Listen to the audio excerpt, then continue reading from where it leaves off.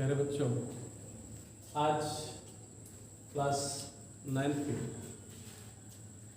Chemistry के chapter 2 में हम सीखेंगे कि विलयन के क्या गुण हैं, उनकी सांद्रताओं को कैसे मापा जाता है तथा हेटेरोजेनस मिक्सचर विषमांगी मिश्रण के भाग क्या हैं उनके बारे में जानेंगे व हमारे चारों तरफ उपस्थित मिश्रण को हम अलग कैसे करें, फिल्टर कैसे करें, इसके बारे में सीखेंगे। तो चलिए हम शुरू करते हैं। सबसे पहला टॉपिक कि विलयन के बारे में हम पढ़ चुके हैं। अब हम पढ़ेंगे विलयन का विशेषता क्या होता है, विलयन के गुण क्या होते हैं। विलयन के गुण हमने पहले ही बताया था, ये जो विलयन है यह दो घटकों के मिलने से बना है। पहला विलेय और दूसरा विलायक। पहला विलेय और दूसरा विलायक। हमने ये भी बताया था कि जो विलयन है ये समांगी मिश्रण होता है। विलयन समांगी मिश्रण होता है, अर्थात इसमें अवयवी घटकों की सांद्रता सभी जगह समान होती है। दूसरा परिभाषा में बताया कि वह विलयन में उपस्थित वह घटक जिसकी मात्रा कम हो विलेय कहलाता है तथा विलयन में उपस्थित वह घटक जिसकी मात्रा अधिक हो वो विलायक कहलाता है। विलायक ही विलयन की प्रकृति का निर्धारण करता है। तो विलेय में आप सीखे कि जब विलेय को विलायक में डालते हैं तो विलेय घुल जाता है, ये अपना अस्तित्व खो देता है, हमें अपनी नग्न आंखों से दिखाई नहीं देता। तो विशेषताओं को अगर हम नोट करें तो सबसे पहला चीज जो विलेय के कण हैं, विलयन में जो विलेय के कण हैं ये अति सूक्ष्म होते हैं। इसमें घुलनशील कण अति सूक्ष्म होते हैं। इनका जो व्यास है, व्यास ये है, मान लीजिए एक गोला है तो केंद्र से होते हुए इसके परिधि पे डाला गया, दोनों साइड पे डाला गया जो ये लंब है, इसे एक गोले का व्यास कहते हैं। डायमीटर कहते हैं इसे, इंग्लिश में कहते हैं डायमीटर। ये 2r के इक्वल टू होता है। तो इसका जो व्यास है, कणों का जो व्यास है, घुलनशील कणों का व्यास, इसका 1 नैनोमीटर से भी कम होता है। 1 नैनोमीटर क्या है? 1 नैनोमीटर का होता है 10⁻⁹ मीटर। अर्थात 1 मीटर के अगर हम 10 बिलियन टुकड़ों में बांटते हैं, 1 मीटर को अगर हम 10 बिलियन टुकड़ों में बांटते हैं तो आपका जो एक छोटा पार्टिकल मिलेगा वो होगा नैनोमीटर। बहुत छोटा कण है ये।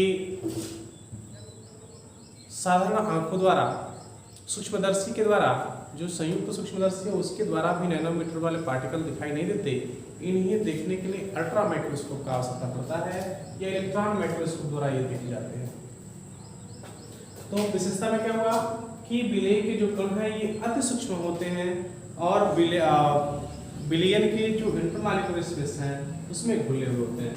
इंटरमॉलिक्यूलर स्पेस क्या है? आपने पढ़ा है कि ठोसों के सापेक्ष गैसों के कणों के बीच खाली स्थान अधिक होता है।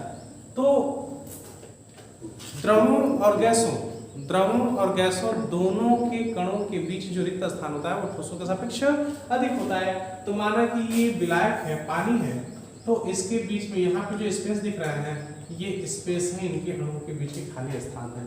जब हम किसी चीज को, घुलनशील पदार्थ को जल में डालते हैं तो वो पदार्थ जल के इन्हीं भागों में डिसॉल्व होता है, अर्थात इन्हीं भागों में आके घुलता है। क्या हुआ? कण अति सूक्ष्म होते हैं। विलेय के कण विलयन के इंटरमॉलिक्यूलर स्पेस में जाके स्थित होते हैं। विलेय के जो कण हैं, अगला फीचर क्या होगा? विलेय के कण विलयन के बिलियन के इंटर मॉलिक्यूलर स्पेस में उपस्थित होता है। अगला फीचर, जो बिलियन की सांद्रता है वो सभी जगह समान होती है, तो परिभाषा में हमने जान लिया। दूसरा चीज कि अगर हम चीनी की जगह पे पानी में बालू डाल रहे हैं तो आप देखोगे कुछ बालू ऊपर तली पे तैर रहा होता है और कुछ बालू नीचे तली में बैठ जाता है और बालू के कुछ कण जल के सरफेस पे ऊपर वाले पृष्ठ पे तैर रहे होते हैं। इस प्रकार से बालू का जो कंसंट्रेशन है वो दो जगहों पे दो तरीके का होता है, एक नीचे तली में अधिक और दूसरा ऊपर के सरफेस पे कंसंट्रेशन कम होता है। तो ऐसे में चूंकि बालू जल में घुलता नहीं, इसलिए यदि हम उससे लाइट पास करेंगे तो बालू के कण क्या करते हैं, लाइट के डायरेक्शन को चेंज करते हैं, उसे फैलाने का कार्य करते हैं। लेकिन जो विलेय के कण हैं ये विलेय के कण प्रकाश को फैलाते नहीं, प्रकाश को फैलाते नहीं है, इसलिए प्रकाश का रास्ता हमें दिखाई नहीं देता। तो ये है विलयन के गुण। विलयन में क्या हुआ, विलयन विलेय विलायक के मिलने से बने होते हैं। विलयन में विलेय में जो कण है वो अति सूक्ष्म होते हैं, इनका व्यास लगभग 1 नैनोमीटर के अलावा 1 नैनोमीटर से भी कम होता है, इसे हम अपनी आंखों से नहीं देख सकते। विलेय के जो कण हैं वो विलयन के इंटरमॉलिक्यूलर स्पेस अर्थात विलायक के अणुओं के बीच का जो खाली स्थान है उसी में जाके विलेय के कण बनते हैं। अगला क्या है, ये जो विलयन है, विलयन प्रकाश को फैलाता नहीं है, इसलिए प्रकाश का जो पाथ है, रास्ता है, वो दिखाई नहीं देता। अगला फीचर कि जो विलयन है, विलयन को शांत छोड़ देने पर ये घुले हुए कण नीचे तली में नहीं बैठते। जैसे मूवमेंट के कंडीशन में उसे घुमा दे, जिस प्रकार से कंडीशन में होंगे घुले हुए कंडीशन में, वैसे शांत छोड़ देने पर भी विलय के कण घुले हुए अवस्था में ही रहते हैं। तो ये है विलयन की विशेषता या विलयन का गुण। आगे हम पढ़ेंगे विलयन की सांद्रताओं के बारे में। विलयन की सांद्रता के बारे में, तो विलयन की सांद्रता का निर्धारण करता कौन है? विलयन की सांद्रता का निर्धारण उसमें उपस्थित विलेय के कण करते हैं। जैसे हमने बताया था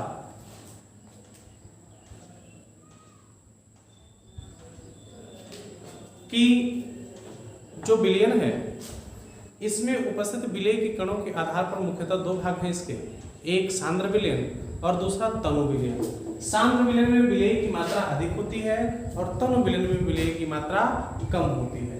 तो हम सांद्रता पढ़ेंगे विलयन की सांद्रता के बारे में। अगला टॉपिक हम पढ़ेंगे विलयन की सांद्रताएं। विलयन की सांद्रताएं, इसमें हम जानेंगे कि विलयन की सांद्रता को हम कैलकुलेट कैसे करते हैं, मापते कैसे हैं।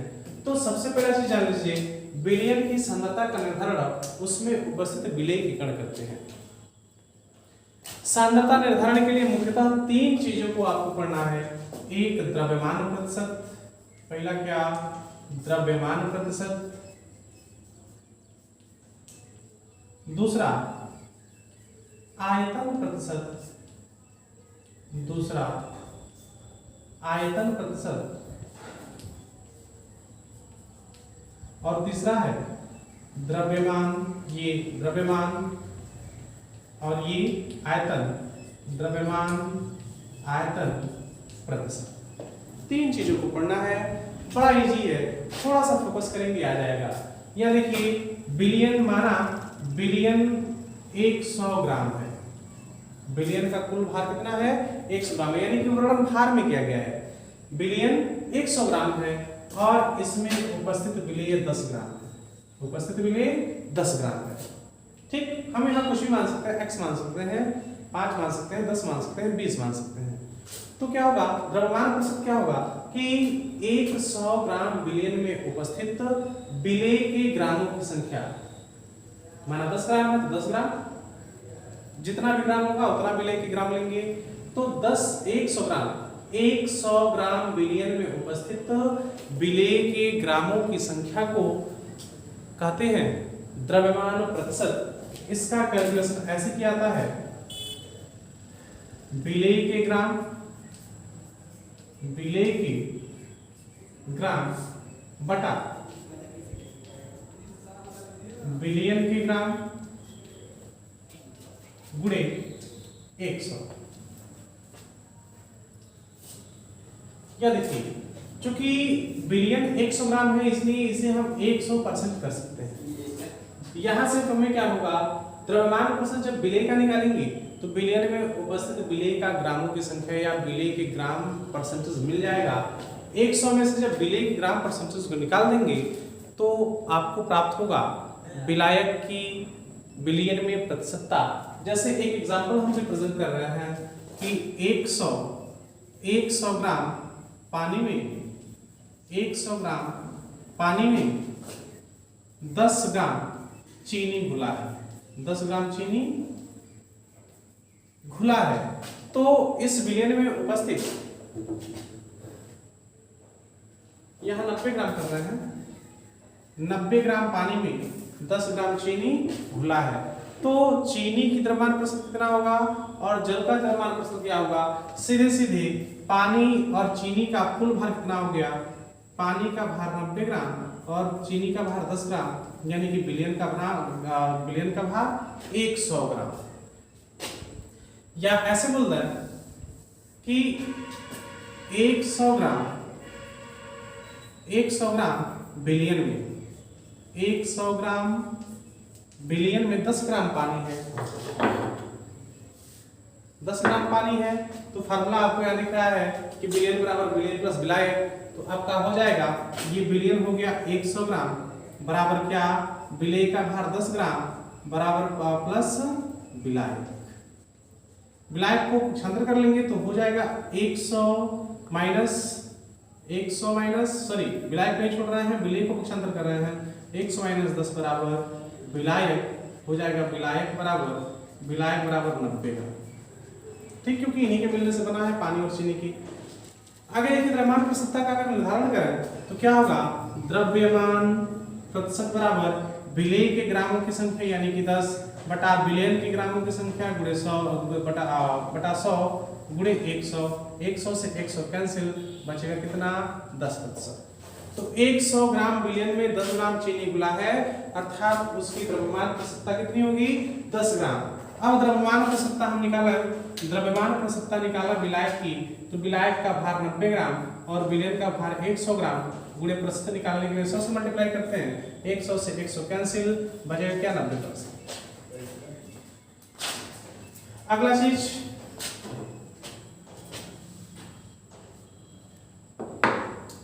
यदि विलयन का वर्णन 100 ml में हो या ml में हो, ठीक ऐसे ही इसमें विलेय और विलायक का भी जो वर्णन हो वो ml में ही हो, तो हम आयतन प्रतिशत के हिसाब से इनका आयतन संबंधी मात्रा का कैलकुलेशन करते हैं। कैसे करेंगे, 100 ml विलयन में ग्राम विलयन इस प्रकार से बोले थे कि 100 ग्राम विलयन में उपस्थित ग्रामों की संख्या को ग्राम प्रतिशतता कहते हैं। सिमिलर 100 ml विलयन में विलेय के ml मिलीलीटर की संख्या को आयतन प्रतिशतता कहते हैं। आयतन प्रतिशतता का फॉर्मूला हो जाता है विलेय का आयतन, विलेय का ml मिलीलीटर बटा विलायक का ml मतलब मिलीलीटर गुणे 100। जिस प्रकार से इसका कैलकुलेशन किए उसी प्रकार से इसका भी कैलकुलेशन करते हैं। ये मिली है ml, मिलीलीटर ml, यहाँ नीचे ml लिख दिया डायरेक्ट। आयतन प्रतिशत, आयतन द्रव्यमान आयतन प्रतिशत, द्रव्यमान आयतन प्रतिशत का कैलकुलेशन कैसे करेंगे, यदि बिलियन ml में हो, विलेय ग्राम में दिया गया हो, जैसे कि बोल रहे हैं कि 100 ml विलयन में घुले हुए विलेय के ग्रामों की संख्या वर्णन क्या हो गया, बिलियन ml में हो गया, और विलेय का वर्णन किस में हो गया, ग्राम में। तो 100 ml बिलियन में उपस्थित विलेय के ग्रामों की संख्या, विलेय के ग्रामों की संख्या को द्रव्यमान आयतन प्रतिशत कहते हैं।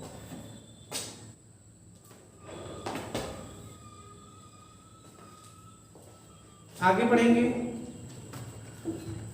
इसका फॉर्मूला क्या होगा, 100 ml बिलियन में उपस्थित विलेय के ग्रामों की संख्या। तो फॉर्मूला क्या होगा, विलेय के ग्रामों की संख्या, विलेय के ग्रामों की संख्या या विलेय का ग्राम, सीधे विलेय का ग्राम बटा बिलियन का आयतन, बिलियन का आयतन किसमें, ml में, गुणे 100। सांद्रता निकालने के लिए, सांद्रता ज्ञात करने के लिए आपको इन्हीं 3 फार्मूलों का उपयोग करना है। तो हमने क्या क्या सीखा, बिलियन के गुण और बिलियन में उपस्थित उनके सांद्रताओं का परिकलन कैलकुलेशन। आगे हम पढ़ेंगे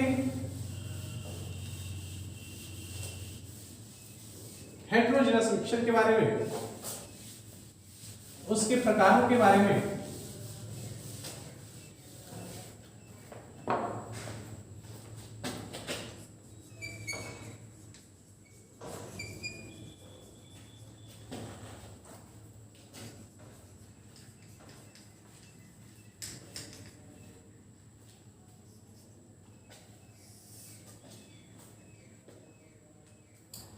हेटेरोजेनस मिक्सचर या इसे हिंदी में कहते हैं विषमांगी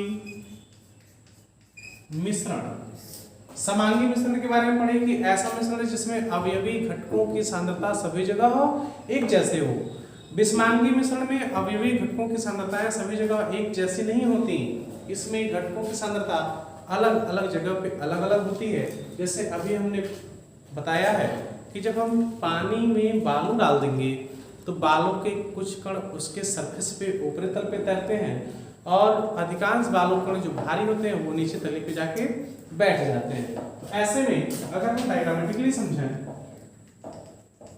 ऐसे ये पानी है, इसमें बालू डाल दी, बालू डालेंगे क्या होगा, अधिकांश कण बालू के नीचे पेंदी में बैठ जाते हैं, और कुछ बालू के कण इसके सरफेस पे तैरते हैं, और कुछ कण बीच में मूवमेंट करते हैं, जिगजैग मोशन करते रहते हैं, घूमते रहते हैं। तो यहाँ पे आप पाओगे सरफेस पे बालू का कंसंट्रेशन कुछ और होगा, तली में बालू का कंसंट्रेशन कुछ और होगा, अधिक होगा, और बीच में तैर रहे बालू का कंसंट्रेशन कुछ और होगा। तो ऐसा मिश्रण जिसमें अवयवी घटकों की सांद्रता अलग अलग जगह पे अलग अलग हो, उस मिश्रण को हेटेरोजेनस मिक्सचर या विषमांगी मिश्रण कहते हैं। विषमांगी मिश्रण को 2 भागों में बांटा गया, एक निलंबन जिसे सस्पेंशन कहते हैं इंग्लिश में, सस्पेंशन, और दूसरा कोलाइड्स। इसके बारे में बता चुके हैं एक बार, फिर एक्सप्लेन करेंगे इसको इनके गुणों के साथ। कोलाइड्स क्या है, अगला है कोलाइड्स। निलंबन में अवयवी घटकों की सांद्रताएं अलग अलग जगहों पे अलग अलग होती हैं, जैसे बालू और पानी का मिश्रण है। लेकिन कोलाइड्स जो है ये बिलियन, कोलाइड्स जो है ये बिलियन व निलंबन के बीच का प्रावस्था है। हमने पहले बताया था कि निलंबन व विलयन के बीच की प्रावस्था को कोलाइड्स कहते हैं। जब वो अवयवी कण गतिशील अवस्था में घुले हुए रूप में होते हैं तो विलयन की जैसे होता है। कोलाइड्स के अवयवी कण जब मूवमेंट करते हैं, तेज गति से वो मूव करते हैं या फिर उसे गर्म करते हैं तो विलयन के रूप में होते हैं, और जैसे ही इन्हें शांत छोड़ देते हैं तो पुनः तली में बैठ जाते हैं। तो हम कोलाइड की विशेषता पढ़ेंगे। कोलाइड की विशेषता, तो इसकी विशेषता में पहली विशेषता है कि ये शांत छोड़ देने पर सबसे पहला चीज कंसंट्रेशन, सांद्रता, इनकी सांद्रता अलग अलग जगह पर अलग अलग जगह पर अलग अलग होती है, अलग अलग जगह पर अलग अलग होती है। दूसरा चीज कि शांत छोड़ देने पर, शांत छोड़ने पर इनके जो कण हैं अवयवी कण, इनके कण तली पे बैठ जाते हैं, तली पर बैठ जाते हैं। अगला, ये प्रकाश को, इनके जो कण हैं वो प्रकाश को फैलाते हैं, प्रकाश को फैलाते हैं। तो यहाँ देखिए, कोलाइड्स के कणों के द्वारा प्रकाश को फैलाने की जो प्रक्रिया है इसे कहते हैं टिंडल प्रभाव। टिंडल प्रभाव, इस टिंडल प्रभाव के कारण ही हम प्रकाश के माध्यम को देख पाते हैं। जैसे कि शीत के मौसम में जब ढेर सारा कोहरा गिरा होता है तो उस टाइम आगे से प्रकाश जब आता है तो प्रकाश कोहरा क्या करता है, प्रकाश कणों को फैला देता है, जिससे बहुत कम मात्रा में प्रकाश कण हमारी आंखों में पहुंच पाते हैं। तो कोलाइड्स के कणों के द्वारा प्रकाश को फैलाने की क्रिया को टिंडल प्रभाव कहते हैं और यह गुण कोलाइड्स के कणों में पाया जाता है। अब अगले वीडियो में, नेक्स्ट वीडियो में हम पढ़ेंगे कि किस प्रकार से मिश्रण के कणों को अलग करते हैं और किस प्रकार से हम अपने चारों तरफ उपस्थित मिश्रण को पहचानेंगे।